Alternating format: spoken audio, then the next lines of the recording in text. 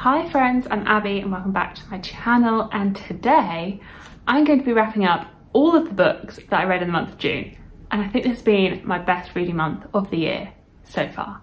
June has been an excellent month for reading. I've had a few like meh books, but I've read a lot. The quantity was there and the quality of a couple of them was very, very strong. So in total I read 10 books, but nearly 11. Although if you think about it, like one of the books was pretty much a carryover from May that I only just finished in June, and then I've got a book where I have like 100 pages left, which I'm going to finish in July, but I've read the bulk of it in June, so give or take 10, nearly 11, and then I'm in the 4,000s in terms of pages.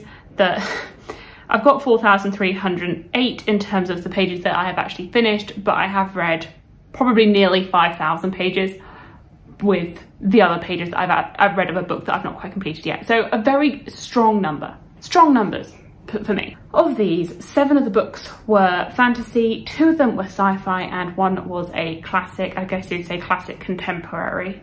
All 10 of the books were adult, and so is the 11th also adult. For my star ratings, 2 of the books were 5-star, 3 of them were 4-star, and 5 of them were 3-star. That's what I mean, there's a good number of mediocre, but the 5 stars were strong. 3 of the books were continuations in series and 7 of them were standalones. So quite a few standalones when you think about it, that I could have been working on a few more series opposed to just reading standalone books, but is what it is. On the go now for my series, I have 28. I've decided that I'm going to give up on the Fractured Fables series by Alex E. Harrow, that I just don't think it's going to be for me, so I think I'll just give up on that one.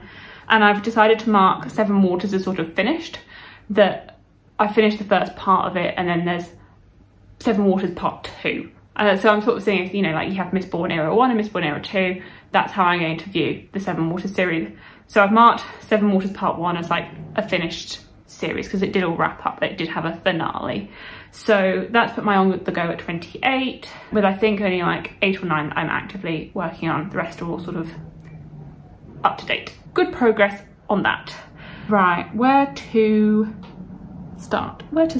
I will talk about the ones that I have mentioned in videos already, so I will just briefly mention them, and then if you want to hear more thoughts, then you can go to the videos where I talk about them more in depth, and then I will get on to the books which have not really featured in videos and are just making their first appearance now. So one that I did talk about in last month's wrap up, because I had read the bulk of it in May, was not the Lord of the Rings, the Two Towers, the second book in the Lord of the Rings trilogy.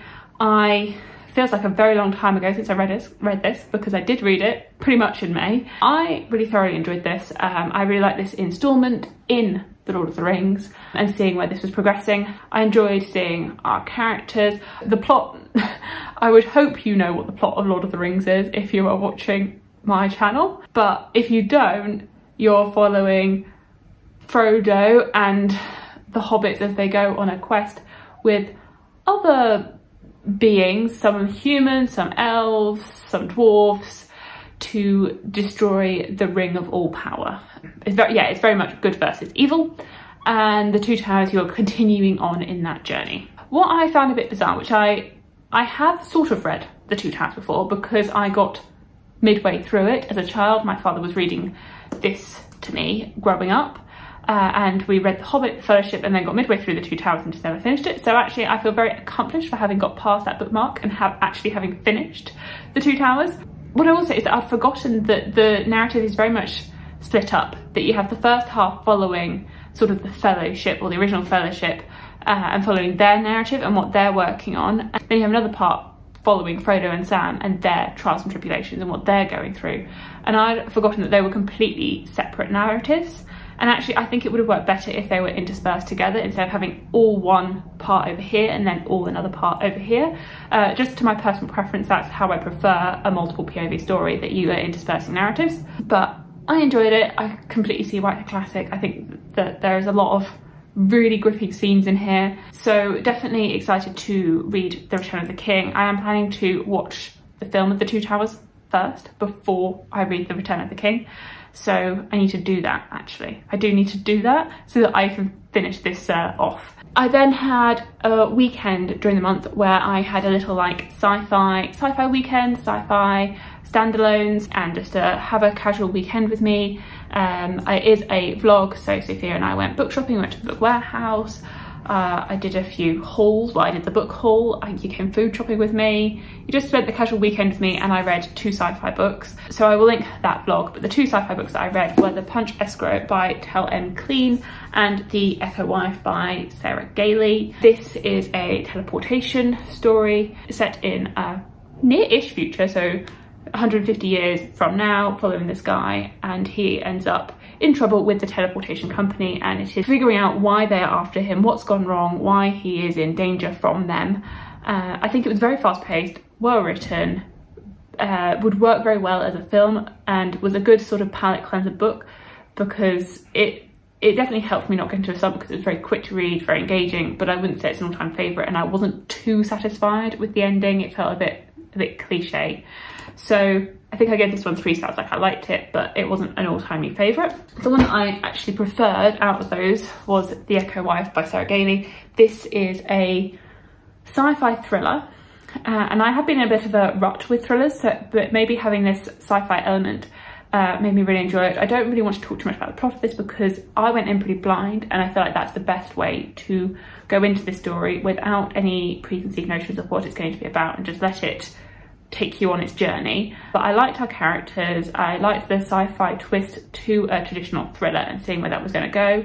I think it was well written, well paced, really engaging to read, and I'd definitely recommend this if you are interested in reading a thriller or a sci-fi, like that combination. I did have to suspend my disbelief a few times, both in terms of the science. There's a science suspension of disbelief, and also in terms of like the community and the people that surround our main characters. I was just like, is no one noticing anything? Like, is no one just being a bit more observant and a bit more aware of what's going on around them? So there was a bit of a suspension of disbelief, but I just went with it. I just allowed it and just went with it. But yeah, this one I definitely enjoyed. I think it was really well written. I'd definitely be interested in checking out Sarah Gailey's other works, because I know that she has other books out. I then had another weekend where I did a lot of reading. It seems as though it's been my weekends where I've been a reading machine this past month. Because I participated in mini TBR Star Hop 48-hour readathon, which was hosted by Stephanie at Stephanie's Bookburst, and this was a lot of fun. And I really enjoyed it, and I read a lot. Like, I don't think I've ever read this much over a weekend. I was very competitive with myself because I really wanted to win. As of seeing this, that should have been my last video that went up, was my vlog of doing that. So if you're interested in watching me do TBR Star Hop and do that and seeing me attempt it, see if the board is nice to me or not, then you can watch that if you haven't already. But basically I read 4 books during that weekend. The first one being Lady Susan by Jane Austen. So I didn't read all of this book, I just read Lady Susan, and I quite like this. Again, like with the 2 towers, I want to go and watch the film now of this. Lady Susan, you are following Lady Susan and her daughter, and Lady Susan being very conniving. I quite enjoyed seeing a not likeable main character from Jane Austen, and seeing this character that was very much for her wanting to have her own personal gain and having her own ambitions and her own motivations and her own desires, and that she wasn't afraid to step on people's toes or make decisions that suited her and just what she wanted. So I did quite enjoy that, and I did enjoy the epistolary style of this. So I would definitely recommend it if you're after like a 50-page classic. I don't think it's my favourite Austen. That's probably still Persuasion, maybe. I did enjoy Emma last year. I don't know. I don't think it's my favourite. It's not my favourite Austen, but I enjoyed it. I then read The Light of the Midnight Stars by Rana Rosner, and this one was a bit of a miss for me. This is a sort of folktale, fairy tale, historical fantasy set in Hungary during the 14th, 16th century, and you're following this family of 3 girls, and you're following them and their lives, and it's sort of this fantastical black plague that is sweeping the land, and they are Jewish, and they are getting blamed for this disease, this magical torrent that is killing the population. So you are following them, and you're following like the magic that they possess, that they have this this magic within them that they can do, and each of the children, each of the sisters has a different affinity. And I mean, I liked our characters and I liked the folklore. Like, there was lots of elements within this that I liked, and I think it's well written, but I think there was too many elements. I think it was a bit too discordant, that you had all these parts and they were all sort of smushed together, and too many different fairy tales, too many bits of history and lore and religion all smushed together, that it didn't become like a cohesive narrative. That it felt as though she had all these ideas, all these elements, and she was like, right, I want to get these all into one story, when actually I think she should have, or could have, like, picked a few of them and run with those few things, instead of trying to put them all into one story. That although I enjoyed lots of those elements, there was just too many of them. And I just wanted her maybe it should have been like, it could have been focused on just one of the sisters, that it could have been like a trilogy with each book focusing on one sister and that one sister's journey, and that one sister's journey through the magic and through the history, and exploring that one sister and their personality. Whereas it felt just a bit too spread thin between all three of the sisters. So I just hoped for a bit more. I hoped for a little bit more out of this, because it is a really pretty cover, but it just didn't really do anything for me. It didn't speak to me the way I wanted it to. One that spoke to me a little bit more was Nettle and Bone by T. Kingfisher. This is a very short, sort of fun. I describe this as fun. It's a fun fairy tale. It does read very much like a fairy tale. You're following our main character, Mara, and she is trying to kill the prince. Her sisters have been betrothed to this prince. First her older sister, who then consequently dies, and then the middle sister, who is now betrothed to this, or married to this prince. And our younger sister, Mara, she is intent on killing this prince because she believes that he is doing wrong and he deserves to die. And you follow her and her journey trying to do this task, and the characters and antics that she meets along the way. And I really liked our cast of characters and sort of this band of odd, bizarre people that have all come together with this same purpose, and some of the scenes that you get on their journey. Like, there is a scene in the Goblin Market, and I really, really enjoyed that. I found that was such a fun sort of setting to be in, along with our characters. Like, there's this bone dog, and he's just got so much personality. There's a lot of personality with all these characters. They're all very distinct. So I would definitely recommend this, especially if you're after like a fun fairy tale.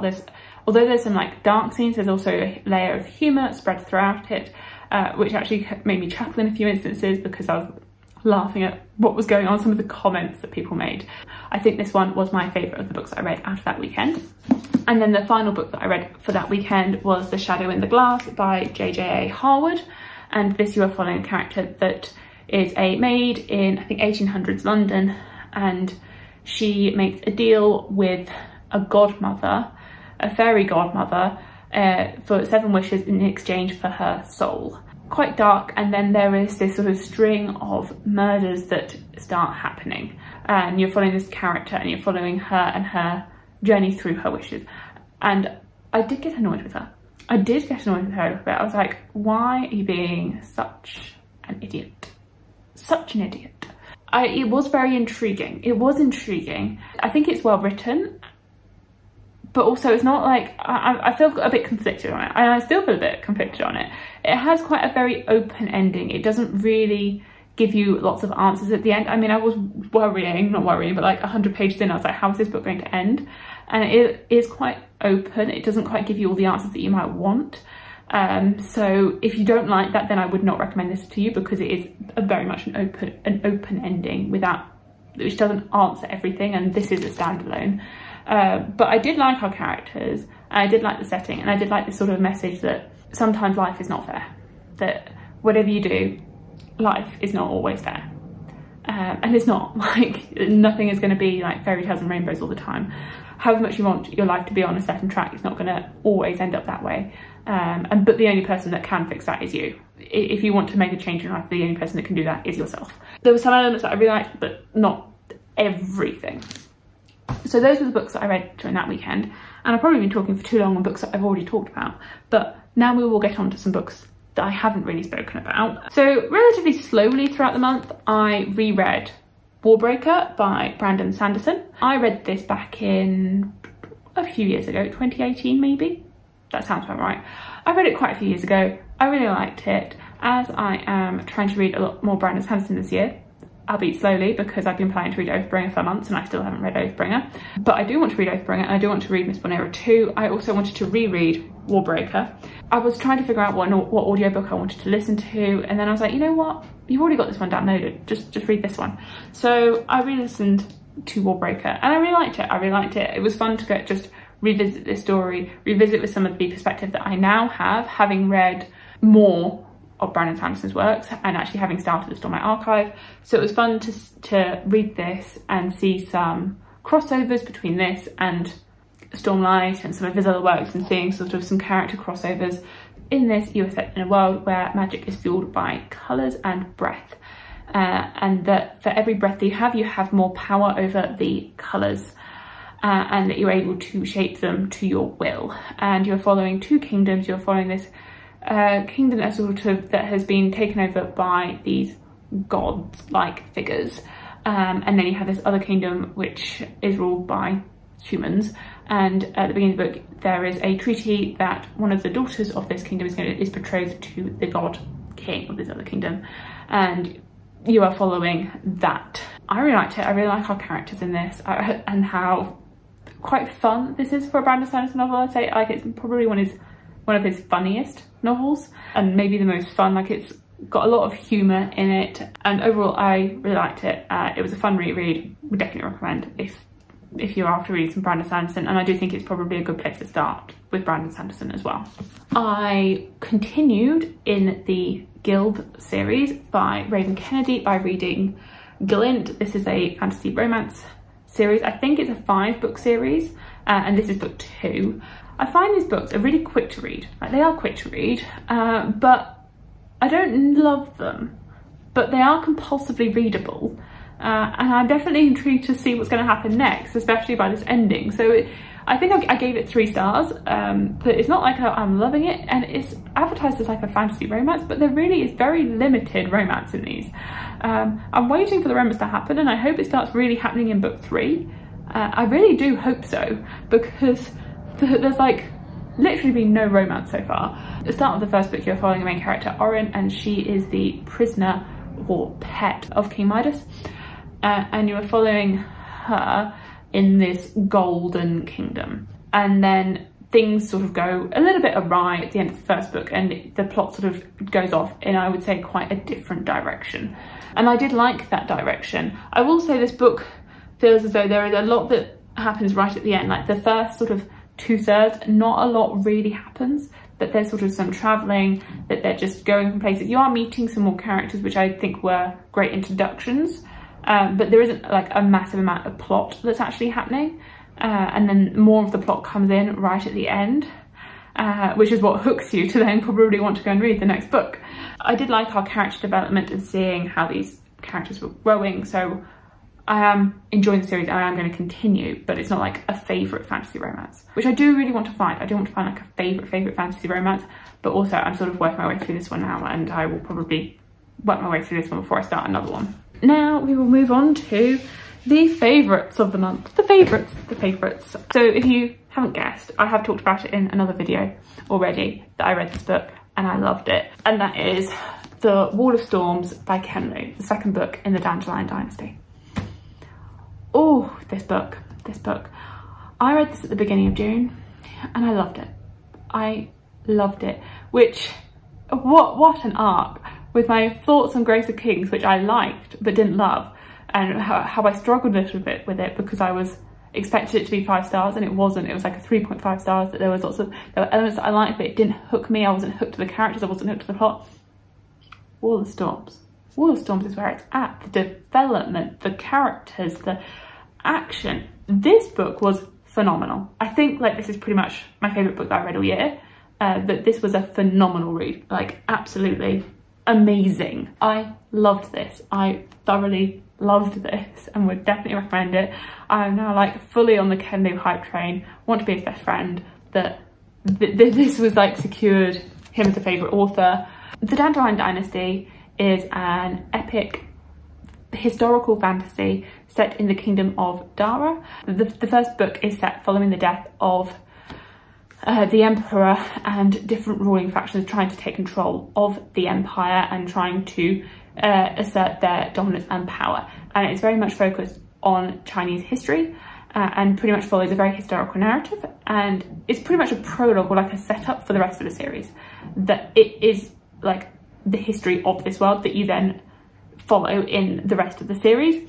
And then the Wall of Storms is the continuation from that, but I believe this then starts going away from history. It starts following a more fantastical narrative, that first book, The Grace of Kings, is very, very historical with very limited fantasy elements, whereas as the series has gone on, I've noticed more and more fantastical elements within it, but generally pulling on like technology and engineering.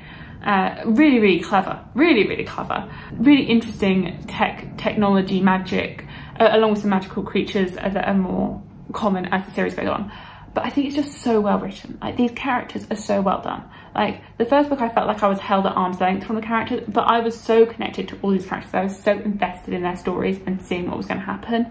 I think it's so well written. I will say, like, the first half of this book is very much like political tension, machinations as people maneuver around the political climate, and then the second half there's sort of like a shift in the dynamics as a different situation presents itself, and I'd say they're more action-packed in the second half.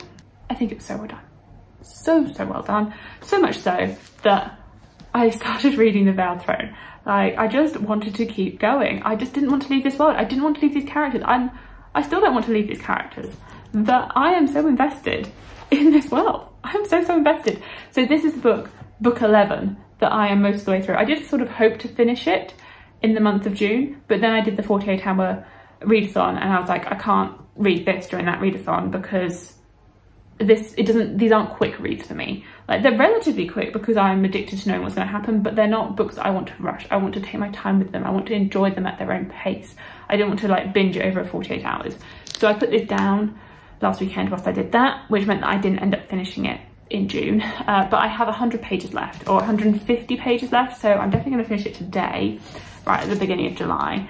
So I figure it's best that I talk about it now, because by the time we get to the end of this month, this book's going to be like not half forgotten, but like, because I don't think I can forget about this book, but my thoughts are very much fresh and stand from this. I think, oh dear, there we go.